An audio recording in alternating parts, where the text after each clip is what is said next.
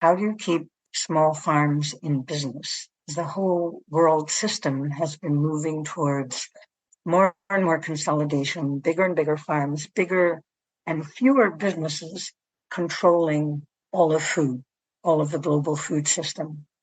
And that is where we get into how conventional agriculture is destroying soil health and reducing the health of the entire climate. So when you have these systems where farmers are growing more and more, bigger and bigger monocrops of corn and soybeans or even wheat, where they fertilize using synthetic nitrogen fertilizers. They're fossil fuel derivatives. They're made from either natural gas or even coal. So just the production of that fertilizer is an enormous contribution to the emissions.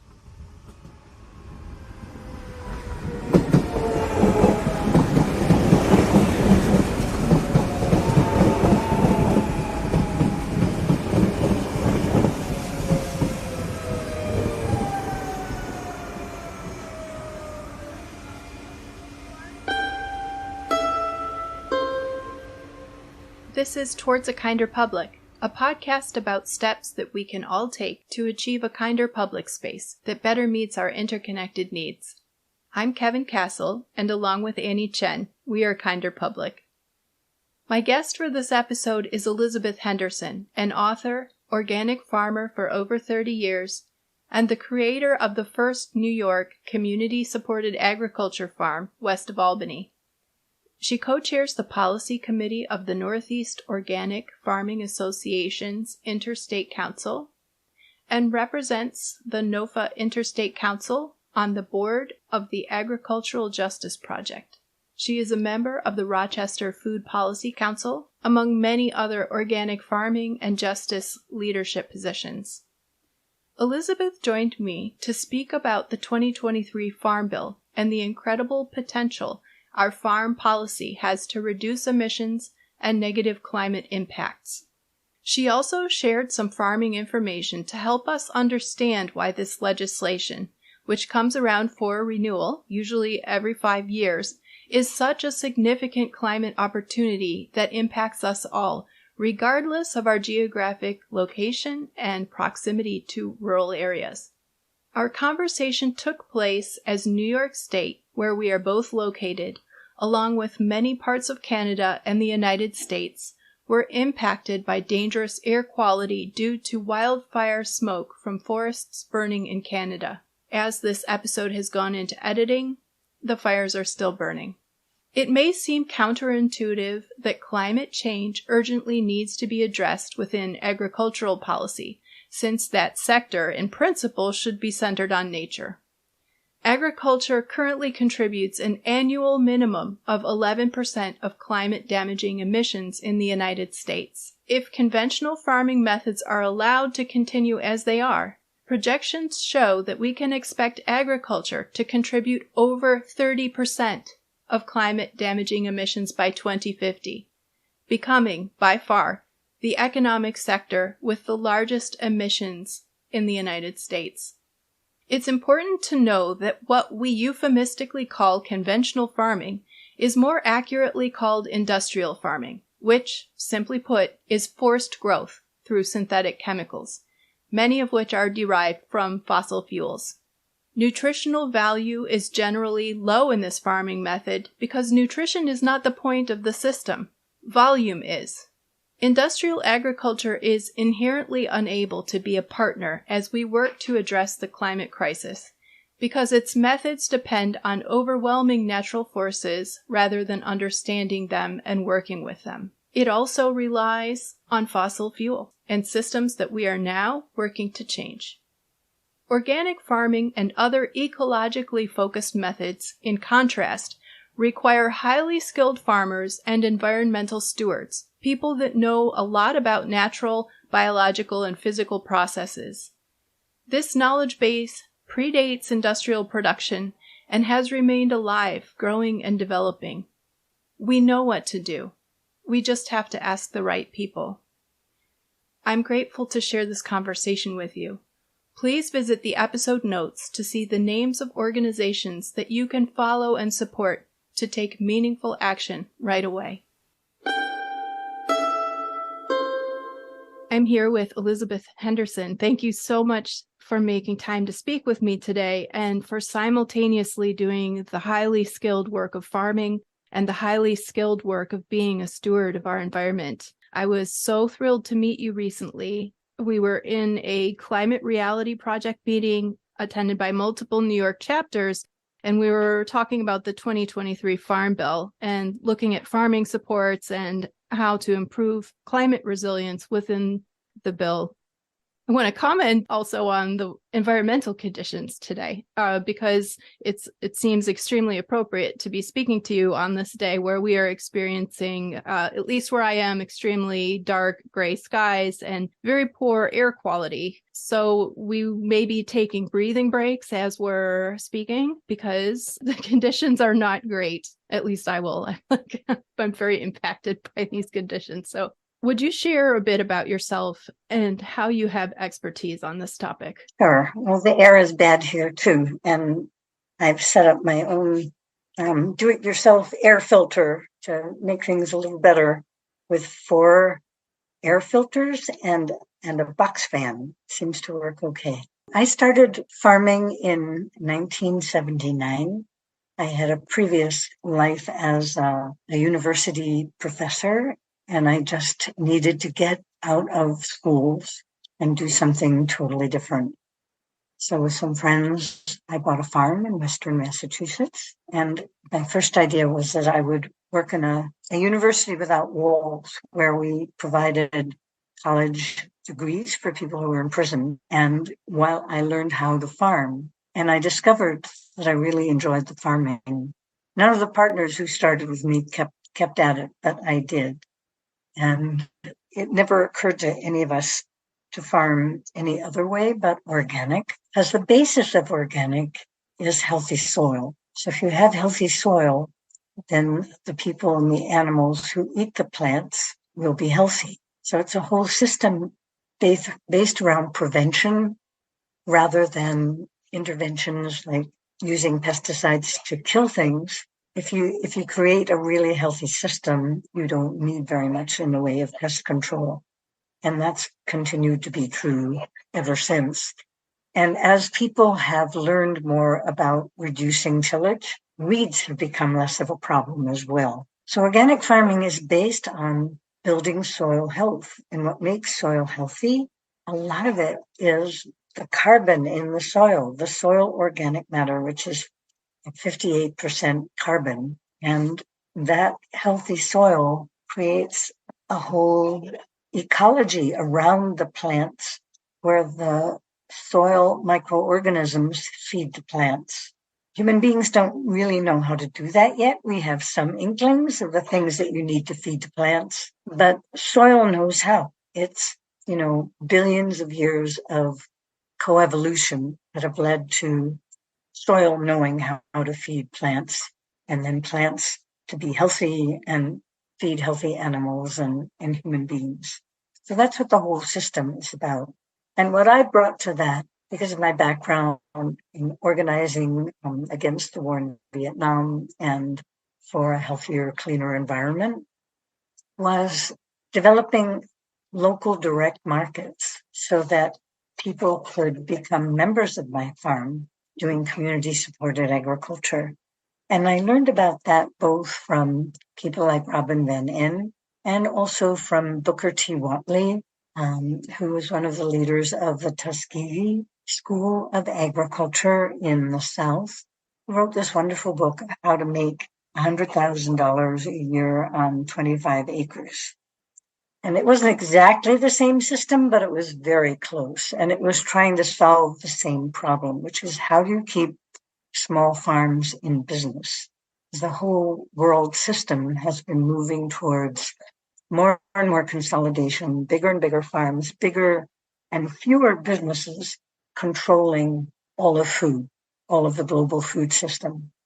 And that is where we get into how conventional agriculture is destroying soil health and reducing the health of the entire climate.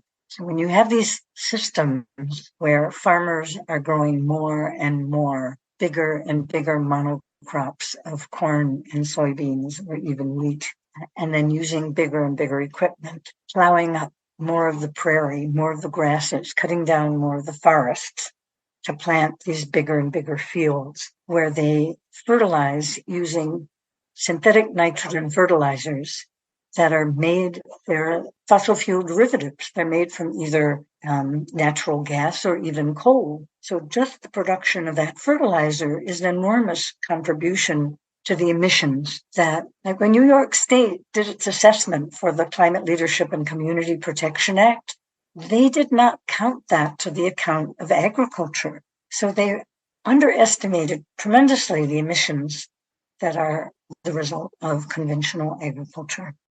Could I pause there for one moment? Sure. Can you explain more about that fertilizer use and how much of that is being used, and then again reiterate the point that that's not being counted in agriculture?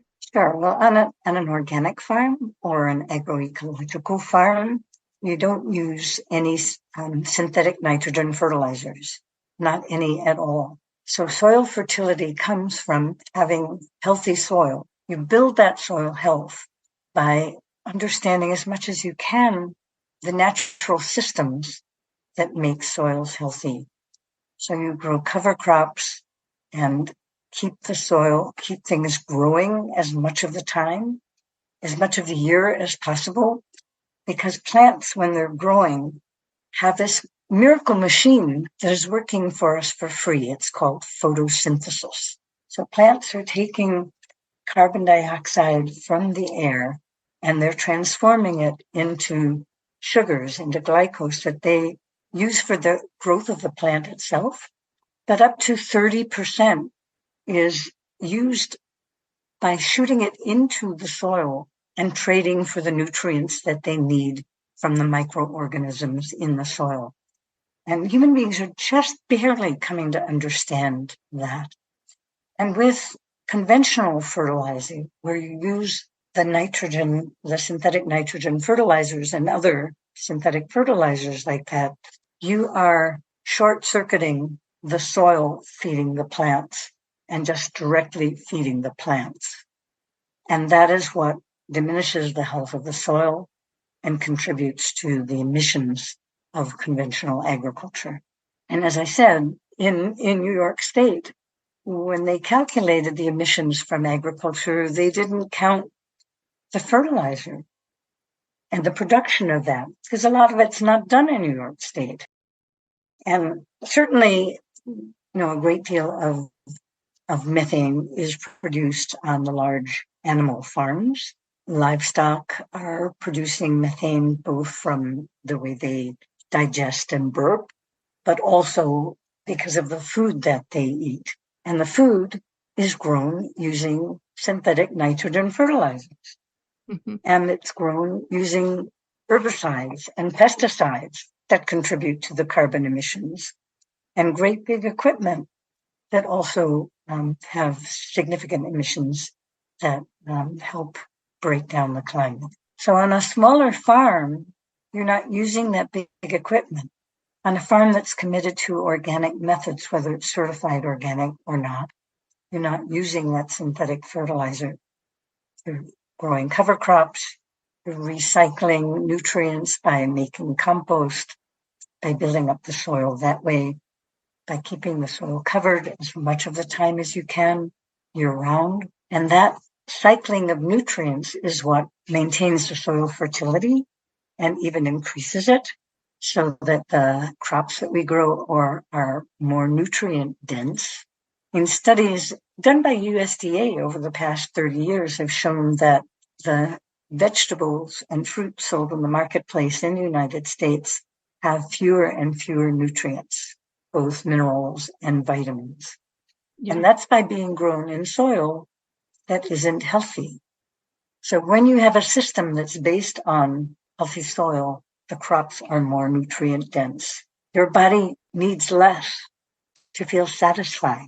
When the food that you're eating lacks nutrients, you just keep eating more and more because you're trying to get the minerals and the vitamins that you need. Mm-hmm. And in the meantime, you're getting more and more fats and other things that lead to obesity and bad health. So all these things are interconnected. I think it's interesting just to go back to the points you were making about tillage too, and the use of herbicides and fertilizers.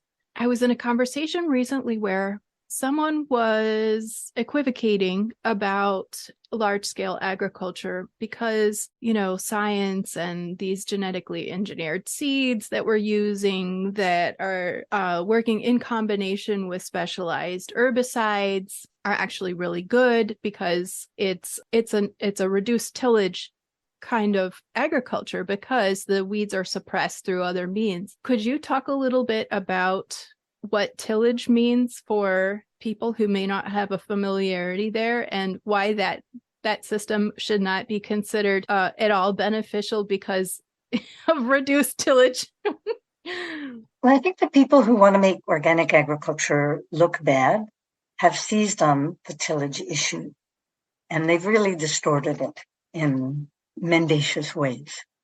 On an organic farm like the one that I ran, we reduced tillage as much as we could by keeping grass strips in between permanent beds. So about a third of the ground was never tilled at all. And then on the beds, we used a minimum amount of tillage to cultivate out weeds. And we used some tillage to turn in cover crops. But when we tested the soil, there was a continual growth of organic matter, despite using a small amount of tillage like that. And now there are small farms that aren't using any tillage at all. They are growing a cover crop, mowing it, covering it with a tarp and killing it that way, so that they aren't even turning the soil, except for the tiny bit that you need to insert transplants or to grow, to put your seeds in the ground so that you can grow a crop.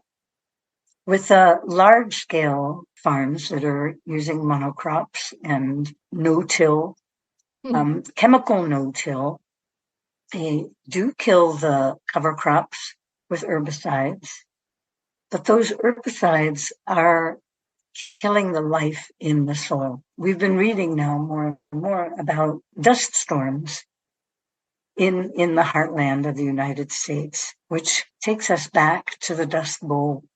Yeah. And that was soils blowing away at a massive scale because the prairies had been turned over and very deep tillage using plowing was being used. So this chemical no-till doesn't plow, but it's killing the soil anyway. And so it's starting to turn, it takes a while for the results to show up, but they are definitely showing up.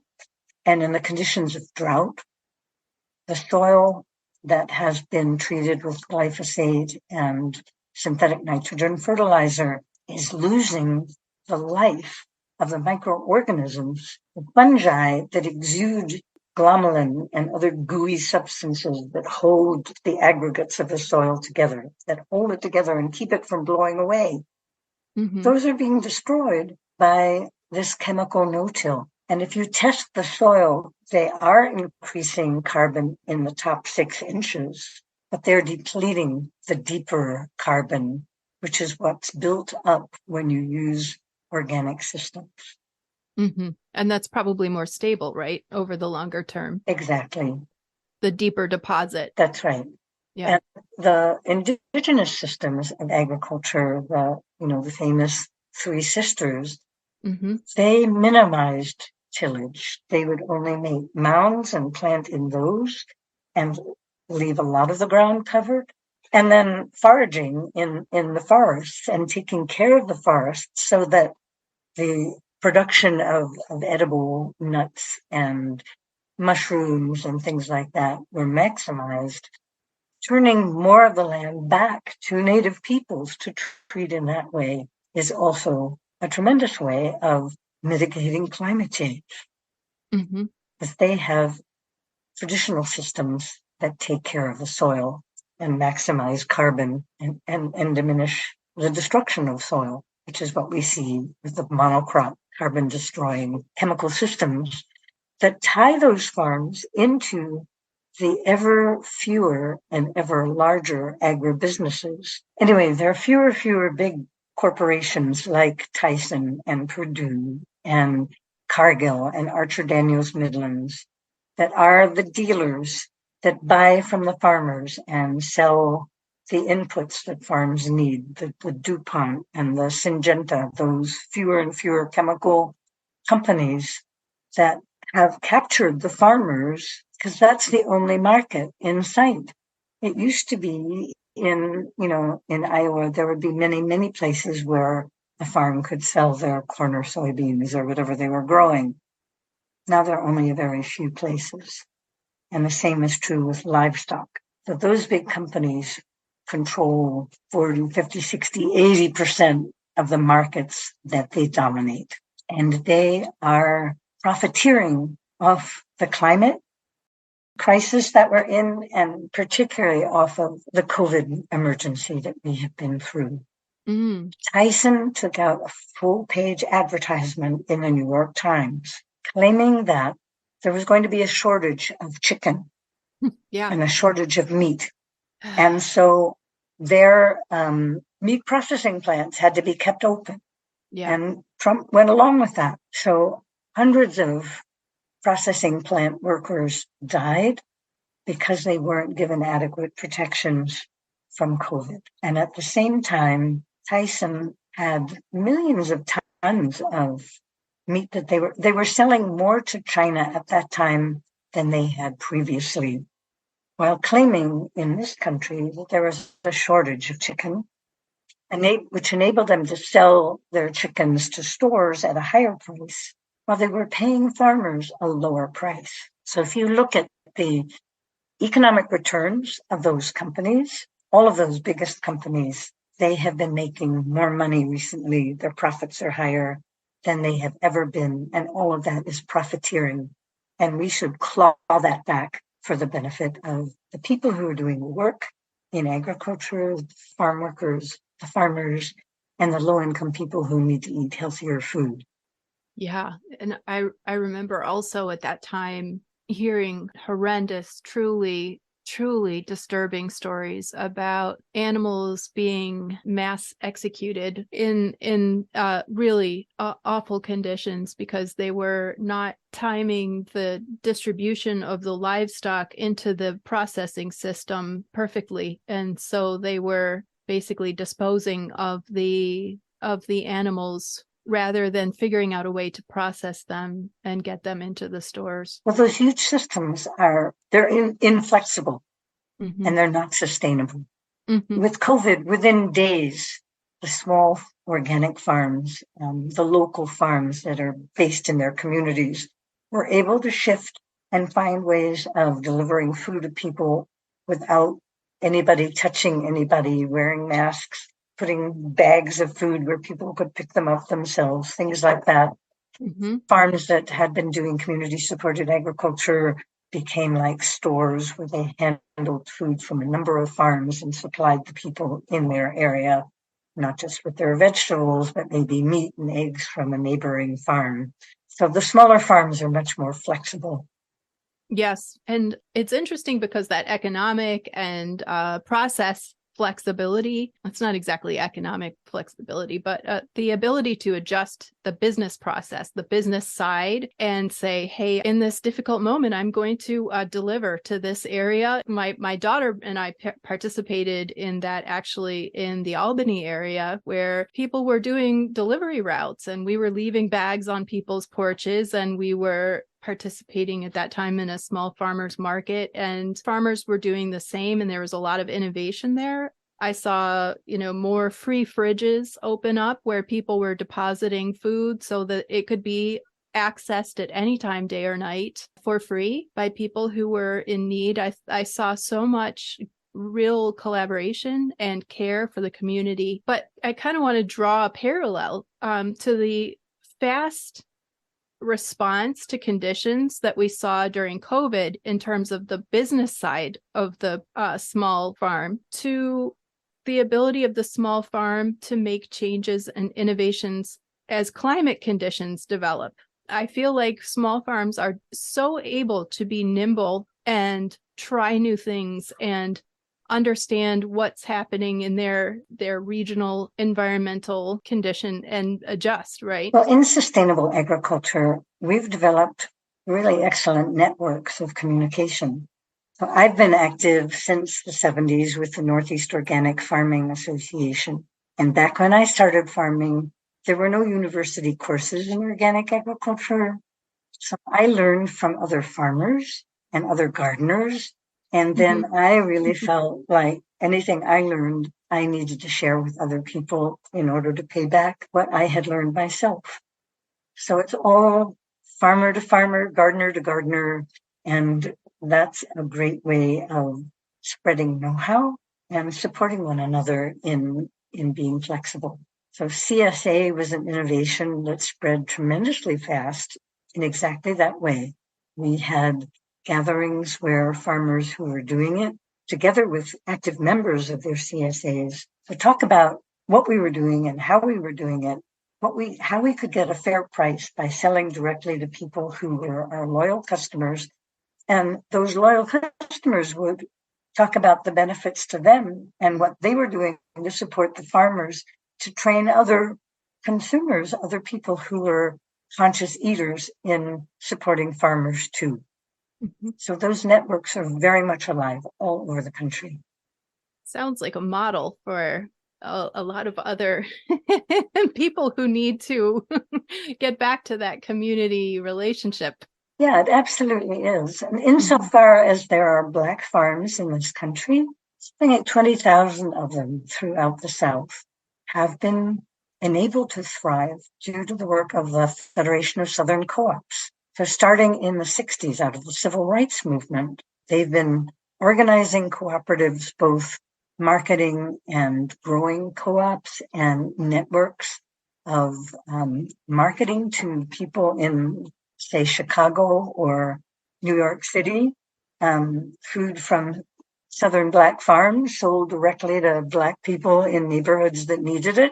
And those are tremendous models for cooperation that grew out of the necessity of surviving in the horribly racist surroundings that the Federation of Southern Co-ops has lived in. And yet they are so positive and creative about doing things that will save their communities and also at the same time save the planet.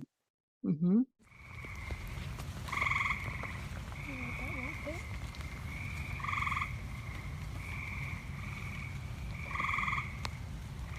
Links to more information about our guest and the topics mentioned, as well as a full transcript of the conversation, are available on the podcast section of our website, kinderpublic.com. To share information about issues in public space and spaces that are doing things right, email podcast@kinderpublic.com. We would love your help in sharing the episode with others. Please leave us a rating and a review. It helps make our topics more visible, and we really appreciate your support. You can also find us on Instagram, Facebook, and Twitter. We are @KinderPublic. I'm Kevin Kessel. My guest has been Elizabeth Henderson. Join us next week for part 2 of this conversation. More details on the 2023 Farm Bill and specific actions we can all take to support healthy legislation. Have a very good week.